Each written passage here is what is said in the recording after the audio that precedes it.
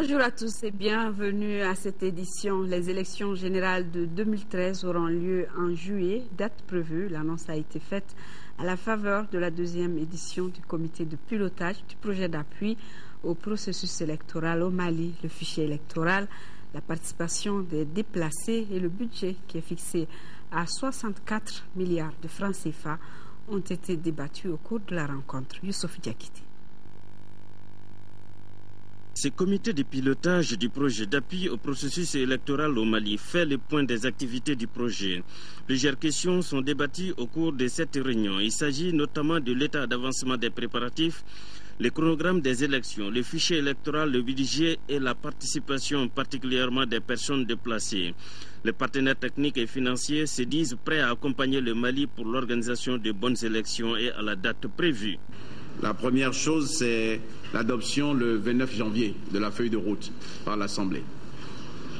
La deuxième chose, c'est l'élaboration de l'avant-projet de chronogramme des élections fixant le premier tour de l'élection présidentielle au dimanche 7 juillet. Le ministre de l'administration territoriale, de la décentralisation et de l'aménagement du territoire reste ferme sur la date proposée, mais en appelle à l'engagement de tous pour le respect de ce calendrier. Pour gagner et réussir de bonnes élections, c'est maintenant que nous devons poser les actes appropriés qui doivent nous permettre d'avoir les bonnes élections. Les bonnes élections, ce ne sera pas seulement au mois de juillet, c'est maintenant. Tout ce que nous faisons comme préparation en termes de formation, en termes de logistique, en termes de sensibilisation, d'éducation, de concertation avec les partis politiques, la société civile, c'est cet ensemble d'actions qui doivent nous permettre d'arriver à des élections libres, à des élections crédibles, à des élections transparentes. Les défis sont immenses. Le délai est très court. Dans la feuille de route qui a été adoptée par l'Assemblée nationale à l'unanimité, nous avons fixé les délais pour les élections au mois de juillet. Pour atteindre ces objectifs, le gouvernement du Mali et les partenaires techniques et financiers mettent un accent sur la dynamisation des rencontres avec les acteurs, et notamment les acteurs politiques. La communication stratégique des Nations Unies au Mali, voilà le titre du document soumis à l'analyse des organisations non gouvernementales, de la société civile, des hommes de médias et des services techniques de l'État. Les participants à la rencontre de 2 jours vont enrichir le document pour la promotion des droits de l'homme et pour la réussite de la transition au Mali. Adama Kodjo, compte rendu. Le document soumis à l'analyse des acteurs au développement du pays dévoile la communication stratégique des Nations Unies pour le Mali. Il s'agit d'accompagner le processus politique au Mali afin de promouvoir l'état de droit dans le pays. Les grandes lignes du document, c'est plus de proximité, c'est plus de prise en compte de la dimension culturelle ici, mais aussi une communication qui est basée sur les réalités du pays. Dans un rapport soumis récemment au Conseil de sécurité, le secrétaire général des Nations Unies a recommandé la mise en place d'une opération de stabilisation au Mali. La stratégie en cours d'élaboration devrait être aussi assez flexible pour tenir compte de cette évolution. Pour le renforcement des potentialités et canons d'information, le document élaboré par des agences, fonds et programmes des Nations Unies au Mali peint le paysage médiatique du pays. Dans un contexte de crise, la communication a une place essentielle car elle permet de mieux expliquer les actions, mieux véhiculer les informations et forger les opinions dans un sens positif. Elle nous permet d'agir dans la synergie, dans l'anticipation et la prospective. C'est là toute la place et l'importance de l'interaction, de la coopération entre l'État, les partenaires techniques et financiers, les partenaires sociaux et les médias. L'Union africaine, par la voix du général Jean-Michel Mokoko, conseiller spécial du président Pierre Bouyoya, chef de la MISMA, se félicite de la réalisation du document qui prend en compte la situation actuelle du Mali. L'ONG Right to Play, antenne de Ségou, joue sa partition dans la gestion de la crise sécuritaire. Elle a entamé hier une campagne de sensibilisation dans les communes de Ségou, Sébougou et Pelengana sur l'éducation au risque des mines et des restes explosifs de Ségou. Le reportage de Brahima Kone. Grande mobilisation pour la cause de l'ONG Right to Play. Plus de 170 enseignants et coachs ont sillonné les familles et les sites de regroupement des déplacés des communes de Ségou, Sebougou et Pelengana pour échanger avec les populations sur l'éducation au risque des mines et des restes explosifs.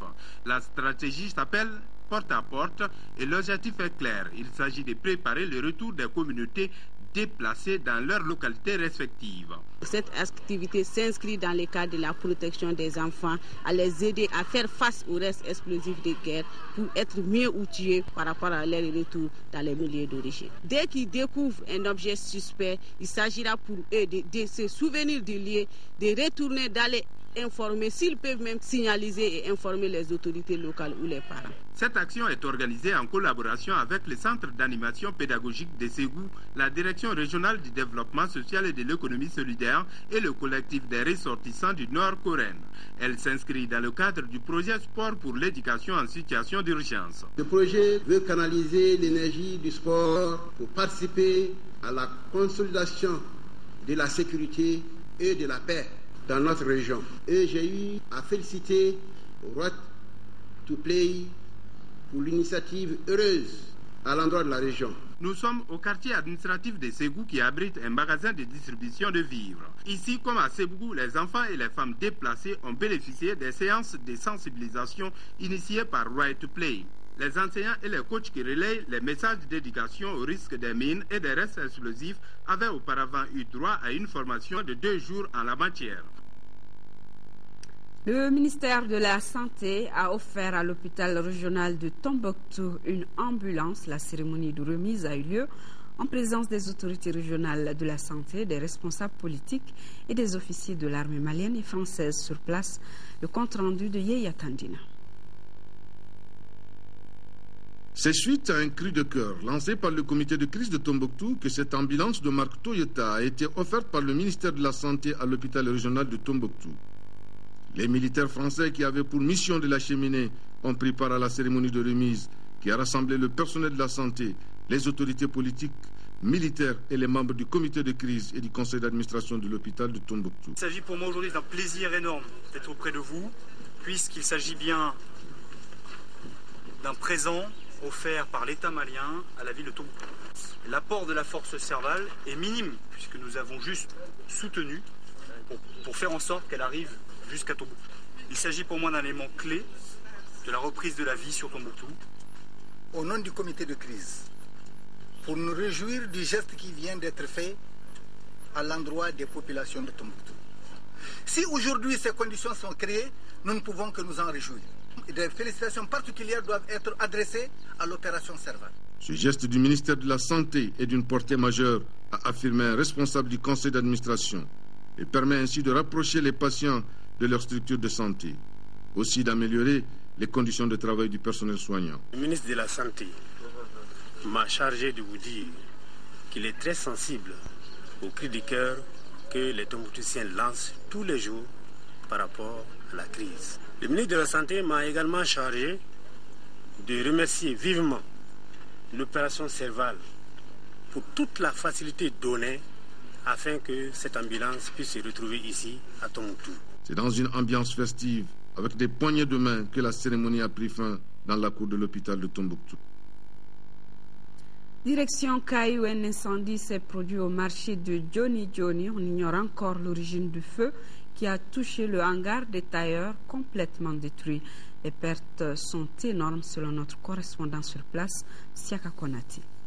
Des boutiques calcinées, des marchandises parties en fumée, c'est l'image que l'on retient du nouveau bloc du marché et du hangar de tailleurs appelé Johnny Johnny, situé en plein cœur du grand marché de Caille, ravagé par un incendie survenu dans la nuit du mardi au mercredi.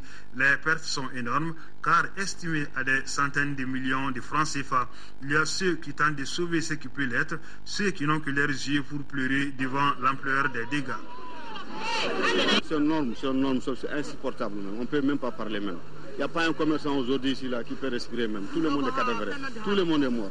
Au moment du passage de notre équipe de reportage, les éléments de la protection civile appuyés par ceux de la SECNA et de la gendarmerie nationale s'activaient pour maîtriser les feux.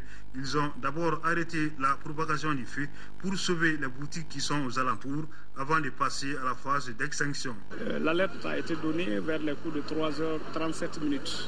Donc aussitôt, on a dépêché une équipe sur place pour essayer de maîtriser le feu. À leur arrivée, ils ont trouvé un grand feu. Aussitôt, on a demandé le renfort de la SECNA pour qu'ils viennent nous appuyer. J'ai été appelé par le directeur régional de la police qui a eu un incendie déclaré au niveau du marché de Caille. De ce fait, j'ai mobilisé tous mes hommes pour que nous soyons là. Et de 3h50 jusqu'à 7h, nous sommes là par rapport à une intervention efficace avec la compagnie constante des populations et toutes les structures. Accès difficile au marché, absence de bouches et de poteaux d'incendie, les soldats du feu ont rencontré d'énormes difficultés pour venir à bout de l'incendie. Il n'y a pas d'accès au marché, il y a un problème d'hydrant au niveau du marché et les moyens de lutte contre l'incendie sont inexistants. Je pense que ça va être une occasion pour nous tous de nous réunir, c'est pourquoi le comité est avec moi, de nous réunir, de rencontrer les opérateurs économiques et de voir rapidement qu'est-ce qu'on peut faire, partir de ce sinistre-là, tirer les leçons et essayer de faire en sorte que ça ne se reproduise plus jamais. Une délégation du comité régional de crise, conduite par le gouverneur des régions, s'est rendue sur le lieu du sinistre pour exprimer la compassion des autorités aux victimes. Heureusement, il n'y a pas eu de pertes en vies humaines. On ignore pour le moment les causes de l'incendie, mais une enquête a été ouverte pour en déterminer l'origine. Actualité hors du Mali, en Tunisie, les salafistes sont mobilisés contre une danse dénommée Harlem Shake qu'ils jugent indécente. Le phénomène fait le buzz sur Internet depuis un mois. Le Harlem Shake, c'est plus de 10 000 versions d'une vidéo d'une trentaine de secondes avec près de 30 millions de vues. Au cœur du quartier populaire de la Médina à Tunis, la place Alpha Awin se transforme en haut lieu culturel. Sous des regards admiratifs ou inquisiteurs se produisent des danseurs citoyens. Pour ce groupe atypique, le spectacle fait d'improvisation est un moyen de combattre la peur, un sentiment qui tend à se développer en Tunisie depuis l'arrivée des islamistes au pouvoir. À travers leur danse, un message fort adressé au monde entier. Derrière toute la politique qui se passe, toute la tension, il y a une Tunisie qui est joyeuse. Et ceux qui sont un petit peu derrière leur écran vont sentir ça.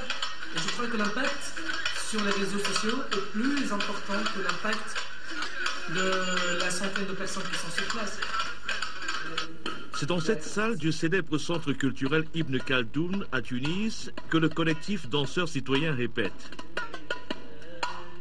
Son spectacle est baptisé « Je danserai malgré tout ». C'est un concept qui se veut révolutionnaire. Il s'inscrit en droite ligne des manifestations organisées en Tunisie contre l'obscurantisme. L'obscurantisme, c'est comme une microbe. Il faut avoir le vaccin. Et la culture, c'est le vaccin d'obscurantisme. Si un seul spectacle suffit pour que les gens restent ouverts dans leur tête, pour toute la vie, un seul spectacle, un seul moment, ils se disent, oui, ça me représente, je suis ça et je ne suis pas ça. Et c'est fini.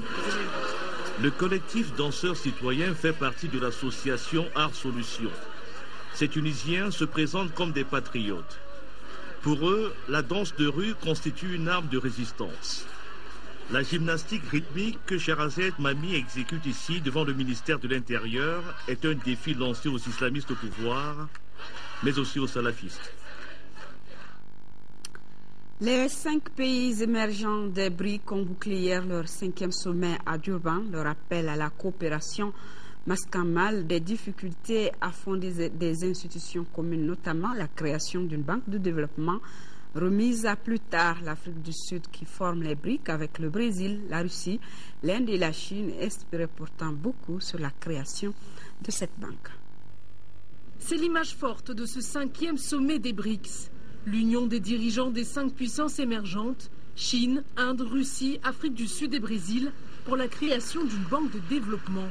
Une institution pensée comme une alternative à la Banque mondiale pour financer des infrastructures et faire face à une éventuelle crise bancaire.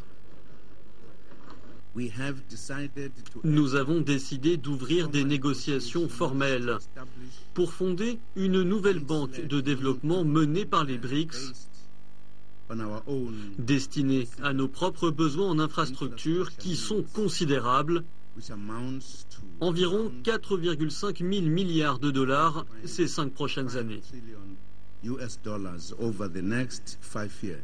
Alliance de forme, mais divergence de fond.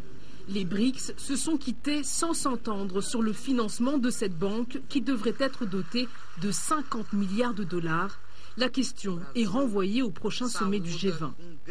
Autre dossier abordé mais concrétisé cette fois, la création d'un conseil économique. Il devrait renforcer les relations commerciales entre les BRICS qui produisent le quart du PIB de la planète.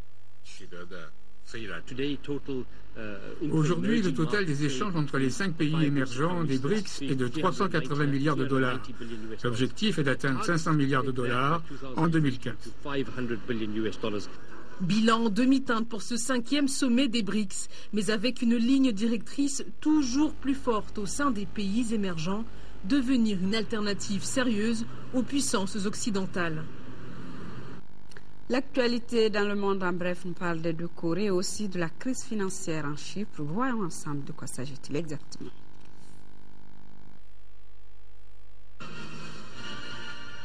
La Corée du Nord de plus en plus menaçante, la télévision nord-coréenne a annoncé mardi que les conditions étaient désormais réunies pour une guerre nucléaire imminente.